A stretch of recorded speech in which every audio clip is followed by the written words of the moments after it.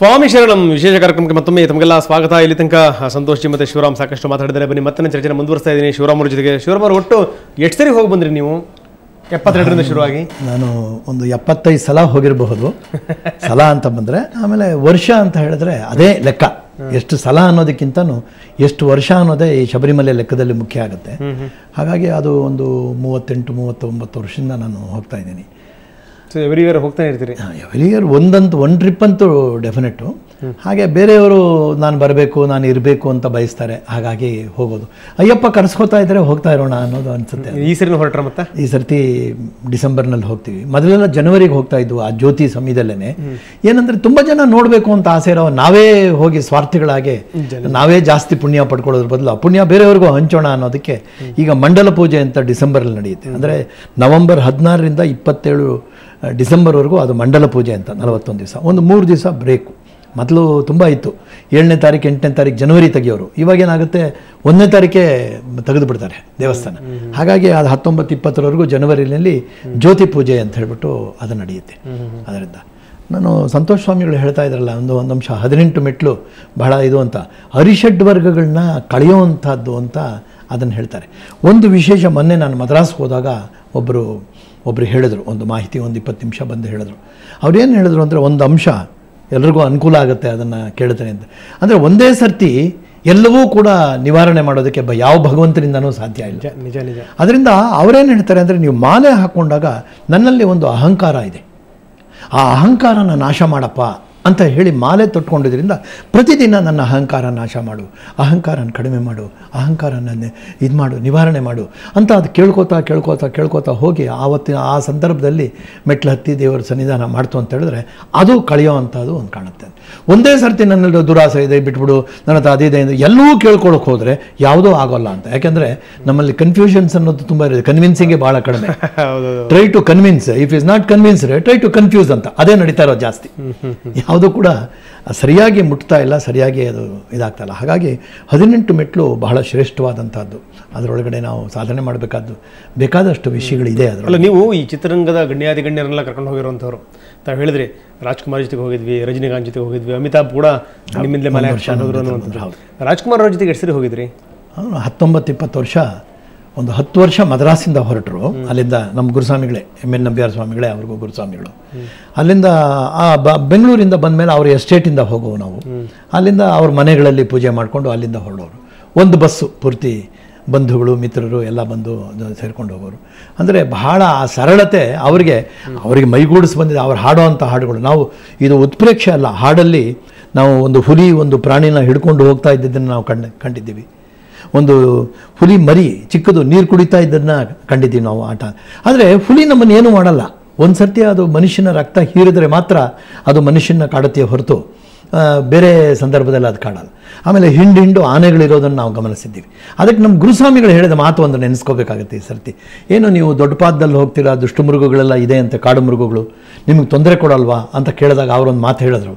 ಅದು ಬಹಳ ಸೂಚಕವಾಗಿದೆ ಅಂತ ನನಗನ್ಸುತ್ತೆ.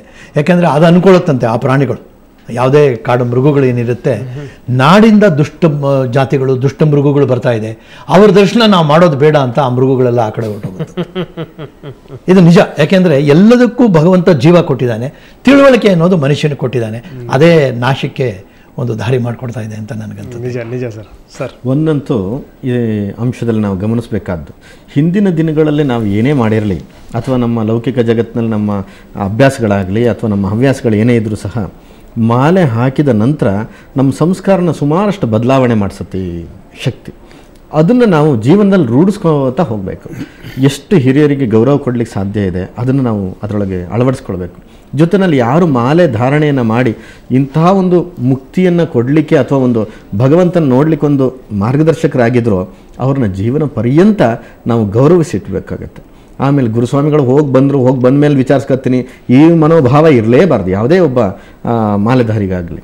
ಗುರುಸ್ವಾಮಿಯ ಮೇಲೆ ಅದೇ ಭಕ್ತಿ ಇರಬೇಕು. ಆ ಭಕ್ತಿಯ ಮುಖಾಂತರ ಅಯ್ಯಪ್ಪನನ್ನು ನೋಡ್ತಕ್ಕಂಥ ಒಂದು ಶ್ರದ್ಧೆ ಆ ಒಬ್ಬ ಮಾಲೆಧಾರಿನಲ್ಲಿದ್ದರೆ ಇದೊಂದು ಭಾಳ ಶಿಸ್ತುಬದ್ಧವಂಥ ಯಾತ್ರೆ ಆಗುತ್ತೆ. ಆಮೇಲೆ ಒಬ್ಬ ಮಾಲೆಧಾರಿ ಆದಂಥವನು ಸಹ ದೇವಸ್ಥಾನ ಶಬರಿಮಲೆಗೆ ಹೋಗಬೇಕಾದ್ರೆ ಭಾಳಷ್ಟು ದೇವಸ್ಥಾನಗಳಿಗೆ ಹೋಗ್ತಕ್ಕಂಥ ಒಂದು ಪರ್ಯಟನೆ ಇದೆ. ಯಾಕೆಂತಂದರೆ ಅವರವರ ಪ್ರವಾಸದ ಮೇಲೆ ಹೋಗುತ್ತದು. ಪ್ರತಿಯೊಂದು ಕ್ಷೇತ್ರಕ್ಕೆ ಹೋದರೂ ಸಹ ಆ ಕ್ಷೇತ್ರದಲ್ಲಿ ಸ್ವಚ್ಛತೆಯನ್ನು ಕಾಪಾಡ್ಕೊಂಡು ಬರಬೇಕು. ಅದು ನಮ್ಮಲ್ಲಿ ಬಹಳ ಕೊರತೆ ಇದೆ ಬಿಡಿ ಅದು. ಹೌದೌದು. ಯಾಕೆಂತಂದ್ರೆ ವೀರೇಂದ್ರ ಹೆಗಡೆ ಅವರು ಒಂದು ಕಡೆ ಮಾತಾಡ್ತಾ ನನ್ನ ಹತ್ರ ಹೀಗೆ ಮಾತಾಡ್ತಾ ಹೇಳ್ತಾ ಇದ್ರು, ಈ ವೃಶ್ಚಿಕ ಮಾಸ ನವೆಂಬರ್ ತಿಂಗಳು ಪ್ರಾರಂಭವಾಗಿ ಶಬರಿಮಲೆ ಸಂಪೂರ್ಣವಾಗಿ ಉತ್ಸವ ಮುಗಿಯೋ ತನಕ ನನಗೆ ನೇತ್ರಾವತಿ ಶುದ್ಧೀಕರಣ ಮಾಡೋದೇ ದೊಡ್ಡ ಭಯ ಅಂತೇಳಿ. ಯಾಕೆಂತಂದ್ರೆ ನೇತ್ರಾವತಿ ಕಥೆ ಹೆಂಗಾದ್ರೆ ಪಂಪದಿನ ಇನ್ನೇನಾಗಿರ್ಬೇಕು, ಏನಾಗಿದೆ, ಈ ವ್ರತಧಾರಿಗಳು ಅಲ್ಲಲ್ಲೇ ಮಾಲೆ ಬಿಸಾಕ್ಬಿಡ್ತಾರೆ. ಹೌದು, ಮೊದಲೆಲ್ಲ ನಾವು ಕಾಣ್ತಾ ಇರಲ್ಲ ಹಾಗೆ, ವಸ್ತ್ರ ಬಿಸಾಕ್ಬಿಡ್ತಾರೆ, ಮಾಲೆ ಬಿಸಾಕ್ಬಿಡ್ತಾರೆ. ಯಾತ್ರೆ ಮುಗಿದ ತಕ್ಷಣ ಆ ಪಂಚೆ ಬಿಟ್ಬಿಟ್ರೆ ಆ ನದಿನಲ್ಲಿ ಹೋಗಿದ್ದು ಎಲ್ಲೋ ಸಿಕ್ಕಾಕೊಳ್ಳುತ್ತೆ. ಅದು ಒಂದು ಕಲುಷಿತವಾದಿಗಳು. ಹೌದೌದು. ಆಮೇಲೆ ನದಿ ತೀರದಲ್ಲಿ ಮೆಟ್ಲುಗಳ ತರ ಮಾಡಿರ್ತಾರೆ, ಅಲ್ಲೇ ಮಲ ವಿಸರ್ಜನೆ ಮಾಡೋದು. ಬೇಕಾದಷ್ಟು ಅದಕ್ಕೆ ವ್ಯವಸ್ಥೆಗಳನ್ನು ಮಾಡಲಾಗಿದೆ. ಚಿಕ್ಕ ಮಕ್ಕಳಾದ್ರೆ ಏನಾಯ್ತು, ಮಲ ಎರಡು ಒಂದೇನೆ. ಅದನ್ನು ಸಹ ಗಮನ ಇಟ್ಕೊಳ್ಳೋದೇ ಇಲ್ಲ. ಆ ನದಿನಲ್ಲಿ ಹರಡಿ ಅದು ಹರಿದು ಹೋಗ್ತಾ ಇರಬೇಕಾದ್ರೆ ಇನ್ನೊಬ್ರು ಯಾರೋ ಸ್ನಾನ ಮಾಡ್ತಿರ್ತಾರೆ. ಅದಕ್ಕೆ ಇನ್ನೊಂದು ಬಹಳ ವಿಚಿತ್ರ, ಕೋಟ್ಯಾಂತರ ರೂಪಾಯಿ ಅವ್ರು ಬರ್ತಾ ಇರೋವಾಗ ಹೌದು ಇದಕ್ಕೆ ಸ್ವಲ್ಪ ಆದ್ಯತೆ ಕೊಡಬೇಕು. ಅವರು ಕೂಡ ಬೋರ್ಡ್ನವರು ಕೂಡ ಇದಕ್ಕೆ ಆದ್ಯತೆ ಕೊಟ್ಟು ಈ ಸ್ವಲ್ಪ ಕೆಲವೊಂದು ಬದಲಾವಣೆಗಳಾಗಿದೆ, ಇನ್ನಷ್ಟು ಬದಲಾವಣೆಗಳಾಗಬೇಕು. ಇನ್ನೊಂದೇನಂದ್ರೆ ಇದು ಕೋಟ್ಯಾಂತರ ಜನಗಳನ್ನ ಆಕರ್ಷಣೆ ಮಾಡೋದ್ರಿಂದ ಇದು ಒಂದು ನ್ಯಾಷನಲ್ ಪಿಲ್ಗ್ರಿಮೇಜ್ ಅಂತ ಹೇಳ್ಬಿಟ್ಟು ಪರಿಗಣಿಸಬೇಕು ನಮ್ಮ ಸರ್ಕಾರ. ಅದು ಬಹಳ ಮುಖ್ಯವಾದಂಥದ್ದು ಅಂತ. ಯಾಕೆಂದರೆ ಈ ಥರ ಒಂದು ಸ್ಥಳ ಇನ್ನೊಂದು ಸಿಕ್ಲಿಕ್ಕಿಲ್ಲ. ಸ್ವಾಮಿಯೇ ಶರಣಮಯ್ಯಪ್ಪ ಅನ್ನೋದ್ರೊಳಗೆ ಒಂದು ವೈಬ್ರೇಷನ್ ಇರುತ್ತೆ. ಎಲ್ಲರೂ ಸೇರ್ಕೊಂಡ್ಬಿಟ್ಟು ಸ್ವಾಮಿಯೇ ಅಂತ ಕಿರ್ಚಾಡ್ಬಿಟ್ಟು ಏನಾಗ್ಬಿಡ್ತು ಅನ್ನೋಂಗೆ ಕಿರ್ಚಿಬಿಟ್ರೆ ಭಗವಂತ ಇದ್ದನು ಓಡೋಗ್ತಾನೆ, ಬಿಟ್ರೆ ಇವರು ಹತ್ರಕ್ಕೆ ಬರೋಲ್ಲ. ಅದರಿಂದ ಬಹಳ ಈ ಜೇಸುದಾಸ್ ಅವರು ಸ್ವಾಮಿಯೇ ಕರೆದಾಗ ನೋಡಿ ಕಿವಿಯೆಲ್ಲ ರೋಮಾಂಚನೆ ಆಗುತ್ತೆ. ಆ ವ್ಯಕ್ತಿಯಲ್ಲಿ ಸರಸ್ವತಿ ನಲಿತಾಳೆ ಅನ್ನೋದು ಆ ನಾಲ್ಗೆ ತುದಿನಲ್ಲಿ ಗೊತ್ತಾಗುತ್ತೆ. ಕಿವಿ ಹರಿದೋಗ್ ಕೂಗೋದಲ್ಲ, ಹರಿದೋಗ್ದಂಗೆ ಕೂಗ್ಬೇಕು. ಸ್ವಾಮಿ ಅಂತ ಕರೆಯೋದ್ರೊಳಗೂ ಸಮೇತ ಪ್ರೀತಿಯಿಂದ ಕರೆದ್ರೆ ಅಯ್ಯಪ್ಪ ಓಡ್ ಬರ್ತಾರೆ. ಕರೆಯುವ ಮನಸ್ಸುಗಳ ಮೇಲೂ ಡಿಪೆಂಡ್ ಆಗಿರುತ್ತೆ. ಸುಮ್ಮನೆ ಯಾರ್ಯಾರು ಕರೆದ್ರೆ ಕೂಗಿದ್ರೆ ದೇವ್ರು ಹೋಗ್ಬಿಟ್ಬಿಟ್ರೆ ಇಷ್ಟೆಲ್ಲ ಯಾಕಾಗ್ತಾ ಇತ್ತು.